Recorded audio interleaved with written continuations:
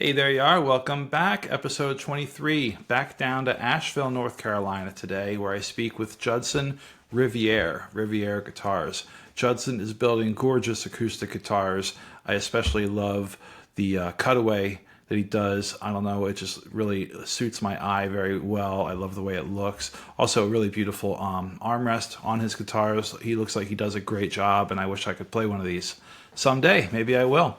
Hope you enjoy. Please like and subscribe. And as always, if there's someone you think I should be talking to, please send me an email at secretguitarclub@gmail. Thank you. Hey, what's up, Judd? Thank you for joining the club. How are you?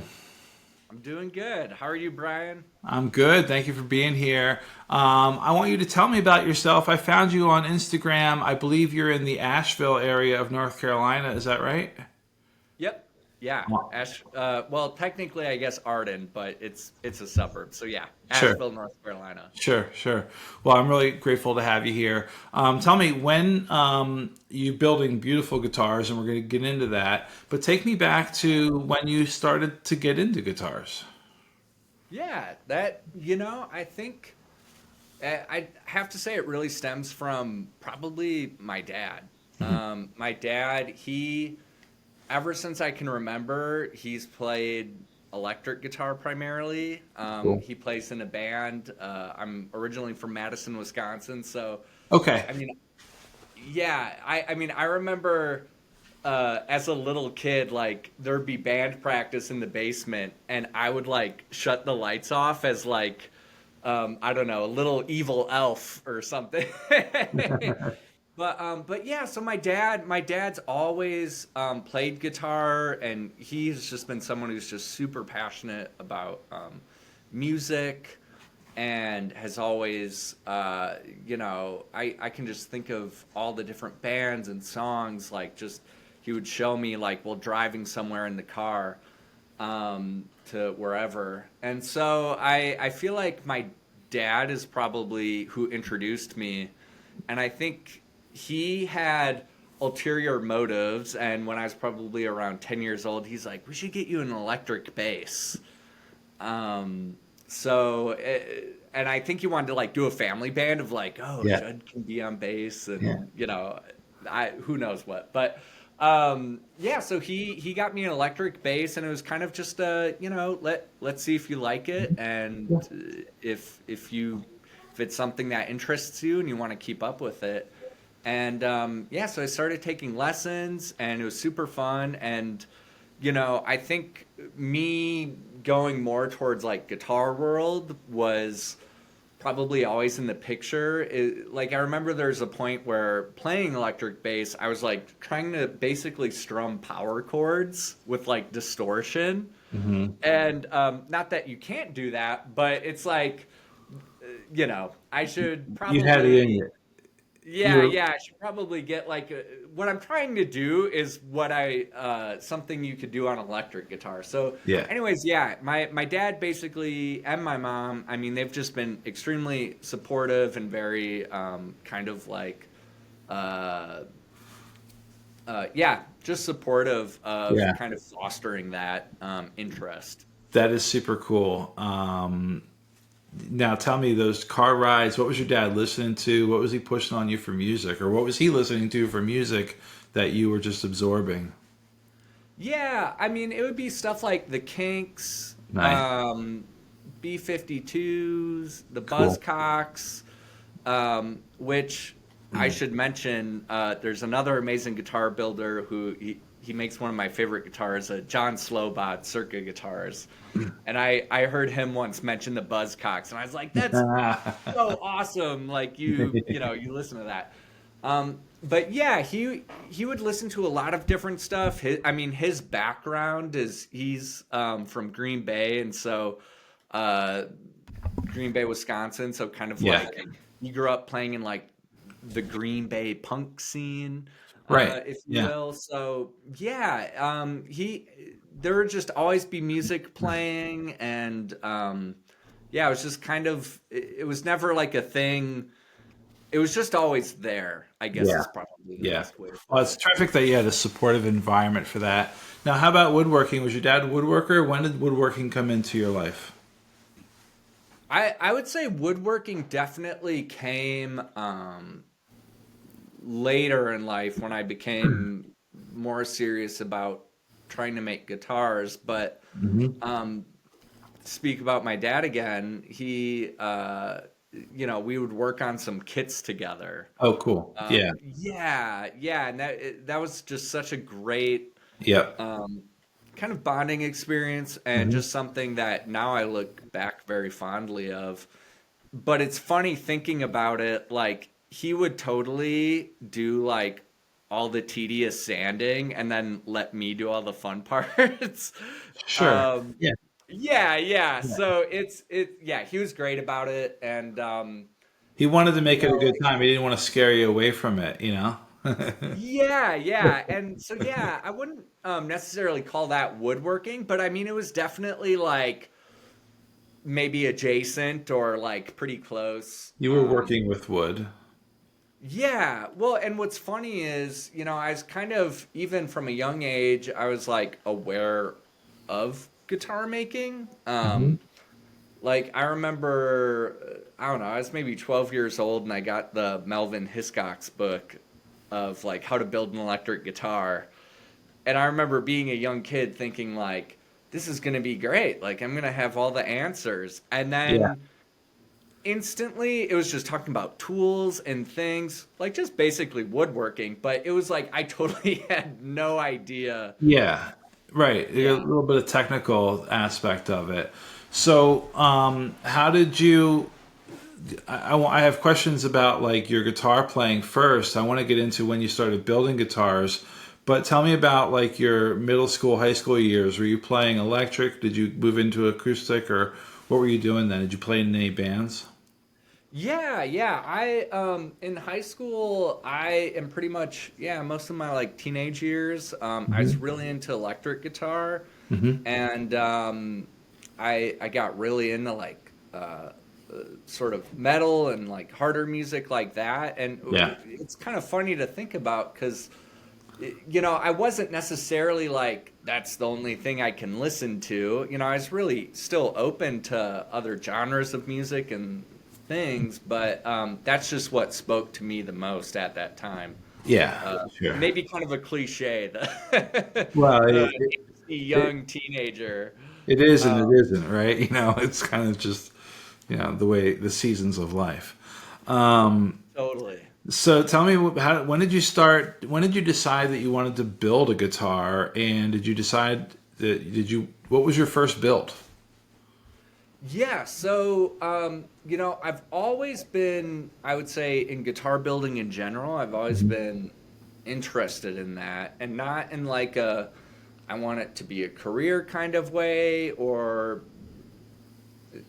anything that grandeur. I just, for a very long time, I was just interested in it in general. And I would say like things like the Melvin Hiscox book, and making guitar kits. It was just like an interesting thing, and it was kind of fun to think about like the different things you could maybe create and come up with, or maybe mod on an existing instrument. And so I would say, uh, I had these kind of um, flirtations with guitar building at an early age, but nothing like super serious.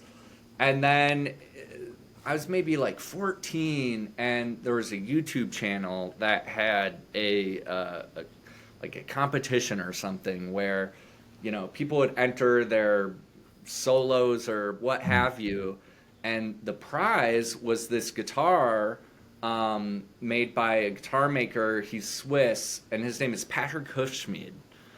And so that was my first introduction to like a single built luthier instrument.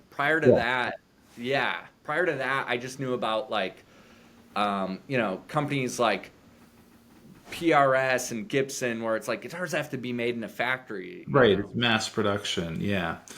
And there's like mass producers, and then there's artisans. You know, Yeah. And and so, yeah.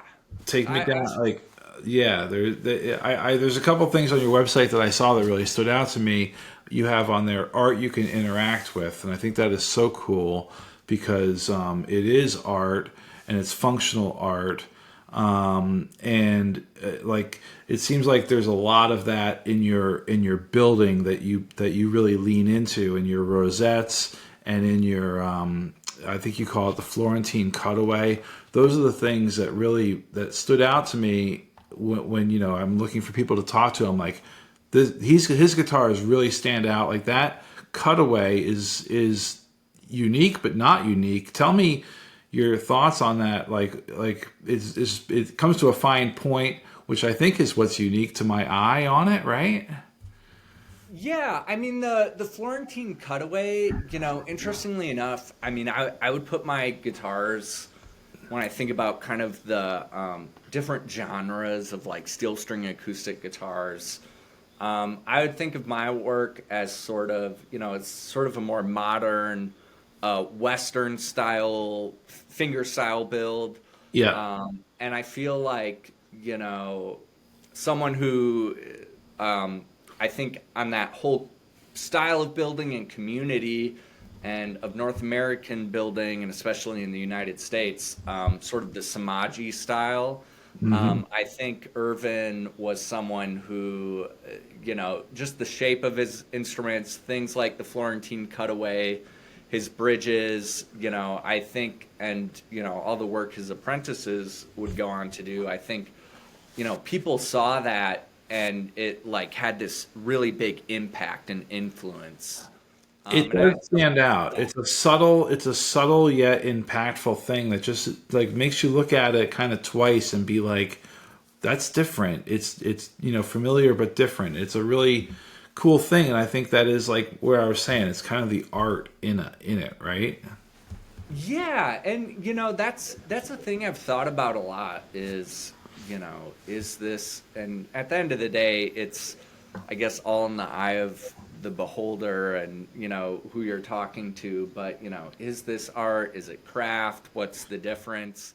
And where Starts I in the think, eye of the maker, though. Starts with you, you know. yeah, and that's a good point of like, I think for me, where I've landed, whatever other people's definitions are, for me, it's kind of this really holistic project of, for me, the way I view it is I'm trying to leave no stone unturned. And what I mean by that is I'm just as interested in how the guitar sounds and how it plays as I am visually. And so for me, the fact that I go, that maybe I do these embellishments or visual things on the instrument, part of me doing that is I just feel like if I'm going to spend the time and put the effort into making this instrument play how I think it should play and sound how I think it should sound,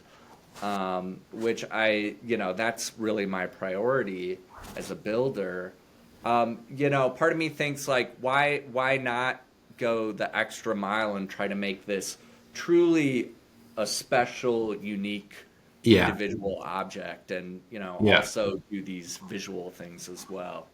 And it stands out to your prospective buyers as something different. And when you combine the two elements of quality build and the visual elements, that's where it really starts to stand out, in my opinion. Yeah, totally, totally. It's like, why If you're gonna half-ass do it, do it. any part of it? Totally. Feel the same way. I don't know if I got my question answered though. Was your first build an electric or an acoustic? Yeah, so the first guitar I built was at the Red Wing School of Nice. Luthery. I read that, That's but not yeah. the Yeah, and that's not the technical name. I know the name has changed a little bit over the years. I like it. It's a technical college. I know for a while they were calling it the guitar program. It might be something different, but yeah, that program in Red Wing, Minnesota, at Southeast Technical. That's really where I got my first introduction into like serious woodworking and built my first instruments. Nice. And it's kind of yeah, and it's kind of interesting. Like I think it was 8 weeks, but it was maybe like you had 8 weeks and you do all the woodworking on an acoustic, and then 8 weeks all the woodworking on an electric, and then like the last month was basically finishing and setting up the instruments. Yeah, yeah, which is a lot in and of itself. So, For sure. Yeah. so you're when did you start that school, or when did you finish that school, and how long have you been building? Yeah, so kind of to tie it back to Patrick Huffschmied, who was sort of my first introduction into like a luthier built instrument. Um, I was just really curious, and like I was on his website and I looked up his bio, and he went to this school, Red Wing, Minnesota. Okay, gotcha. Yeah, I believe in the 90s. And it was so funny because, again, he's from Switzerland, but he went to this school in Minnesota that was 4 hours from where I grew up. Yeah, So then I learned about that program maybe when I was like 14 or 15 years old. And that's kind of the time where, at least my schooling, they start talking about like, oh, you should be thinking about your future and what you want to do and things yeah, like that, careers. And I learned about this program, and I was like, oh, like I want to be a luthier or a guitar maker. And I was totally naive too, in the sense of, I mean, there isn't really accurate information about like the average living, etc. oh, But too, as a 14-year-old, I wasn't like too concerned with that. I was more just right. like, wow, that sounds like the best job ever. Yeah, looking for something that lights up what you like, what lights up your passion, you know? Yeah, totally. And so I went to that program pretty much straight out of high school Nice. when I was 18 years old. Cool. Yeah, it's that's I mean, kudos to you for like just doing that and taking what's, I was gonna say a non-traditional route, but I think it might be even a more traditional route than what might be traditional today, right? At this point, well, yeah, there's so many. Yeah, who knows? Who's to say? But yeah, for Totally. sure. Nice. Well, your builds are gorgeous. Tell me, I'm particularly interested in your rosettes. I work with veneers and do marquetry art. Your rosettes are really cool. Can you just talk me through sort of the process and how you build it and what woods you're using? And I know you use a lot of burls, right? Yeah. I'd be happy to. So, Yeah. my rosettes, I was really inspired. Two builders that both their work, like I feel like had, I'll say three that had a huge influence. Well, I'm gonna make it four. So Okay. one, of course, I'm gonna say Jason Costel, who he was a mentor to me and someone incredible influence on my building and what I do and kind of sense of design. There's another builder, Fuji Guitars. I can't remember his first name, and I don't want to missay it, but he's a builder from Japan, and he does these rosettes that uses lots of fine veneers, kind of built up in this really delicate, beautiful way, and it's just mind blowing. So Fuji Guitars in Japan, Jordan McConnell. He's another builder. His sense of design, his lines, just incredible. And then a classical builder who, when I saw his work again, like all these other people, I just like, wow, is like a huge dopamine hit straight to the brain of Richard Reynoso. Nice. Yeah, so I just kind of felt inspired by these different designs that I think made use of a lot of different veneer, burled woods, different kind of geometries and intersecting lines, and I was just really inspired by that. Now, are you using like a radial jig and going down like a 16th of an inch before you cut out the sound hole. It just seems like a really delicate process, and cutting that perfectly round is difficult in itself. Tell me about a little bit Yeah. about the technical process of how you do it, if you don't mind, like Oh yeah, yeah, opening the kimono a absolutely. little bit. Oh yeah, I'd love to. So I would say for a lot of the rosettes I do now that I like call the hybrid rosette. For a while, I was using sort of a system of jigs that I'll just show here on the camera. But I would basically, it would just be a bunch of steps. That's all it Yeah. is. I think sometimes people, it's interesting. Like you might see the end product and it looks like, how would you do that? And it's actually not that complicated, but it is just a lot of steps kind of Yeah, building up. 500 individual steps. Yeah, yeah, for sure. So initially, what I did is I kind of had these jigs that I made that it basically would be predetermined radius. And like there you can see, well, I guess it's backwards on Yeah, your no, I screen, but gotcha. it says like sound hole 4 inch or Yeah, middle yeah, ring. And this says like inner ring gotcha. ebony. Yeah, Um, oh my gosh, I don't know if you can see yeah. all that dust Oh, coming in. yeah, I'm familiar with that. Yeah, But yeah, so it basically would be like these jigs where you could route change. all these Yeah, different radius to kind of get the main nice. rings or concentric circles that you would need for the design. And then in terms of sort of the main part that people see where, it might be like angled tiles and different kind of mosaic pieces together, that I'll cut on a CNC machine. Okay. Yep. Um, and there's still like with the tiles, they get inlaid in ebony typically, and so there's kind of a process of fitting in each part into the ebony and the kind of glue Yeah. you use and fitting in the different pieces. But yeah, so CNC I would say kind of gets you maybe like 80-90% there, which is great because then you can really focus that last 10%. That's kind of the part by hand on just like really dialing it all Yeah. in. Yeah.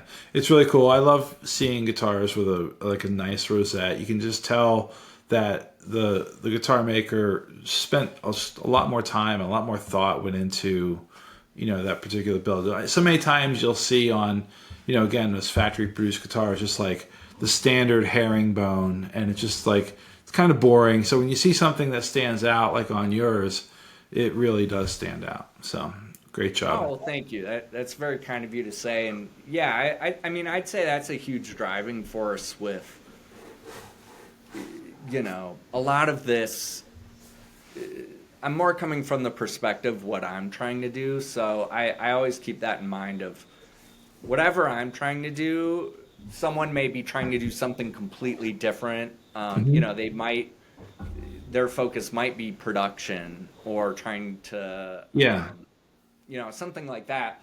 But yeah, for me, part of it is like, we have the freedom to do whatever you want, Yeah. which is exciting. I think that's really fun. And like, why not explore that and see like what crazy cool things we can come up with that, yeah, just gives you those dopamine shots to the Yeah. brain. Totally. No, and it is, and that's like the art aspect of it, and I love it. It's so cool. My last question for you about the design aspects that stood out to me on your guitars is I don't know if you that can see it. armrest. Oh yeah, I Oh, did think I it lose you? just glitched a little for me.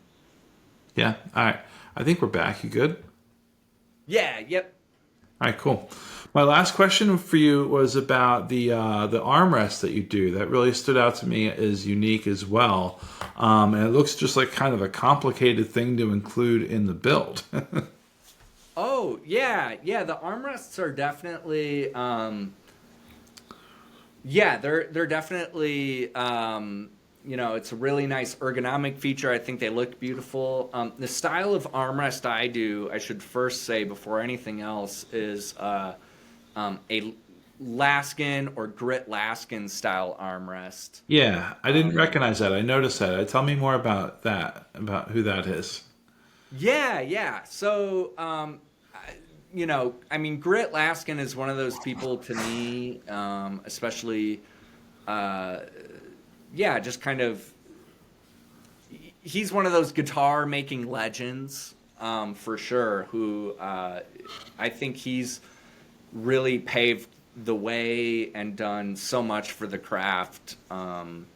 Terms of his knowledge and his innovations that he's shared with others.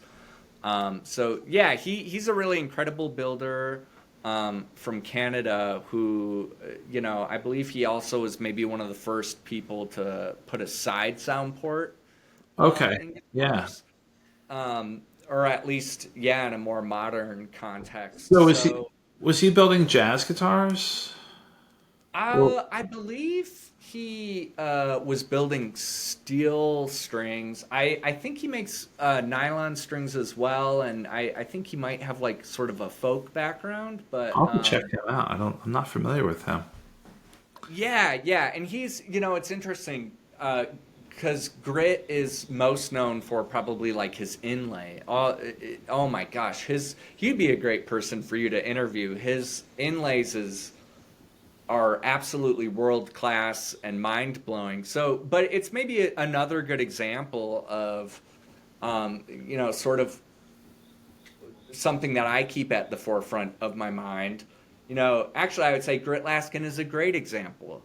His guitars are so beautiful. There are so Mhm. many details, the inlays, so many things that, you can only imagine the amount of hours that a human being poured in to create this.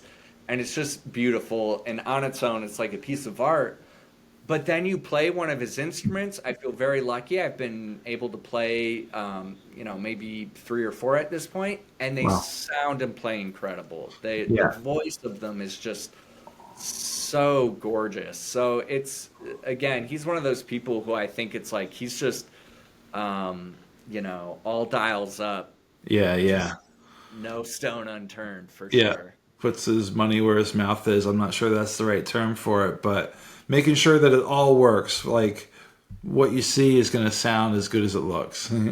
Yeah, or even better, which I think Yeah. that's like a magical thing because Yeah. it is also a weird thing too, an instrument that looks beautiful, but if the voice of it isn't inspiring, if the player doesn't connect with it, it's like okay, like and at least for me personally, it's like okay, that's like a cool rosette or inlay, but like when you're playing, that's not what you're focusing on, right? Right. You're Looks great on the wall, but Yeah, yeah. So yeah, the voice is man, that really is everything, in my opinion, in terms of yeah. like it being a successful instrument for sure. So, last question for you. Tell me about tone woods and what your thoughts are on that, and what you like to use. I think you're using Sitka tops and mahogany sides, or what are you using there? For Traction backing sides. sides, I use a lot of different Okay. species of woods, a lot of rosewoods and things Yeah. of that nature. I really like working with koa, which is sort of on the other end of the spectrum. I would say a lot of the tops I'm using are European spruce. Hmm. That's something when I did my apprenticeship with Jason Kostel, his tops are pretty much all German. I think we maybe did Yeah. one guitar in redwood, but that's a chance I had to really become more familiar with that kind of material. But yeah, so I generally like spruce tops. I kind of feel like, all the different woods bring something different to the table. And, Hmm. a huge responsibility of the builder is knowing what direction you're trying to take the instrument in. And, like, okay, if these materials are bringing XYZ, like maybe, oh, I know this will have a lot of overtones, or, I know this might have a more, this back inside of rosewood might have a little more scooped sound.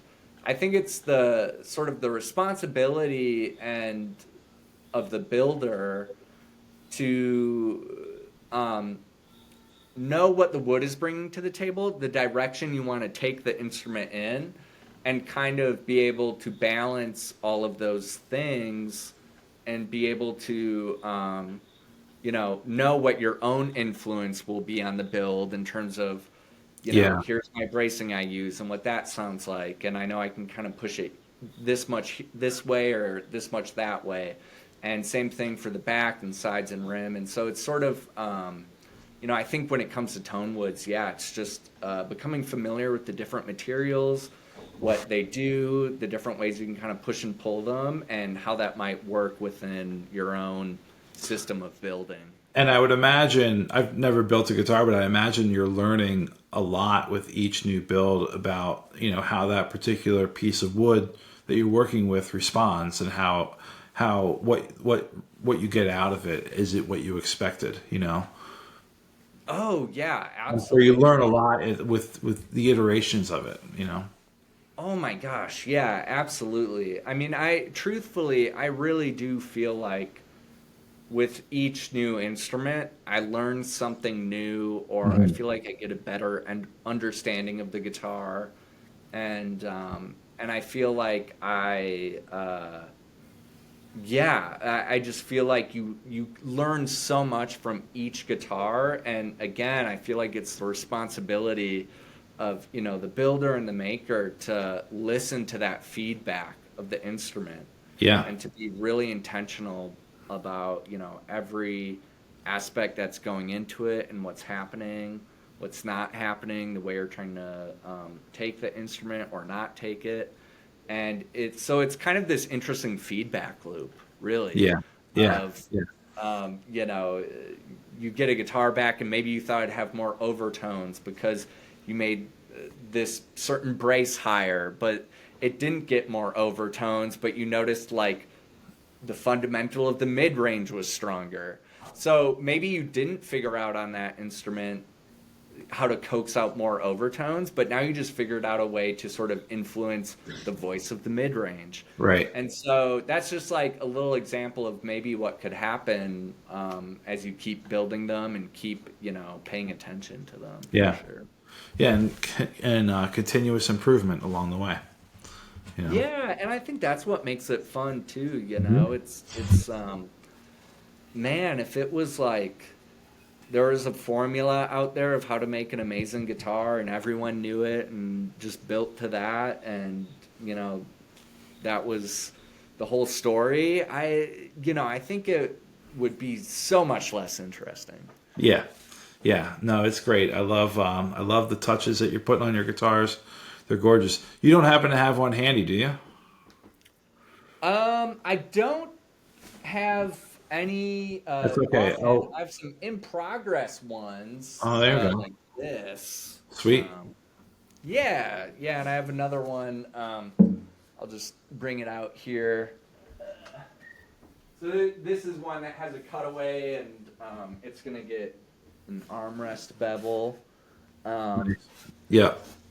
yeah, you can kind of see there, sort of in the middle of that process, what that looks like. Yeah, that's cool. Do you usually have multiple projects going on at once, or what's your build like process like? Yeah, it seems more as of late, it's kind of multiple projects Yeah. at different stages. So, I might have 5 different guitars going on at once, but Nice. they're not all necessarily like going to be Yeah. um, worked on in the same order or same way. They might all be at different stages. And that seems to be kind of working. It's kind of funny because what will happen is I'll usually have 1 to 2 main guitars that I'm really focusing on, and then I'll have like sort of the background things that I try and just get started and keep working through in the background. And so by the time those become the main projects, there's, XYZ amount of work already done. Yeah. So it's like, oh, cool, like the rim's already blocked up or Yeah. etc. And then I usually am able to pick up a little more speed as it kind of becomes a Yeah. main focus. And But it takes, I would imagine it helps break up a little bit of the monotony. You've always got a different aspect of the build that you can work on that, you might not get, kind of bogged down on one thing over and over. yeah, yeah. I mean, yeah, for sure. It definitely, I'm in a weird way, it's almost like a problem of like there's overload of too many things. Like, oh, do I want to do an inlay or, you know, or fretting or, I mean, and that's Yeah. part of the fun of guitar making, I think, is that, you know, there are so many different hats you have to wear. Yeah. And, making a good rosette is totally different from doing an amazing fret job. They're like Yeah. pretty Yeah. different. Besides, the kinetic skills, there's just so many different avenues for you to just dig in and try and, Yeah. yeah, get as good as you can. And I keep saying this is my last question, but this is really my last question. How are you going about marketing? Is it word of mouth at this point? I would imagine that one guitar is a great salesperson for you out in the wild. Yeah, yeah. That's a great question. The marketing thing is an interesting thing. I've gone back and forth between. Um, more these days, I think I feel kind of just exhausted by the um, onslaught of, we're all trying to vie for people's attention on social media and, um, you know, there are things like YouTube that I think are really great ways to kind of market and get your work out there. But I feel like it's just a million voices all shouting for people's attention. And I feel a little exhausted by it. So I've had moments where I'm like, I don't want to like put captions to posts. I don't want to like have any info anywhere. I want to just like if someone really connects with it, they'll, seek me out and, I'm sure we can make it work. But at the same time too, that's probably not good business practice. Well, if you have multiple builds going on right now, and I know your guitars are all high end, so something's working.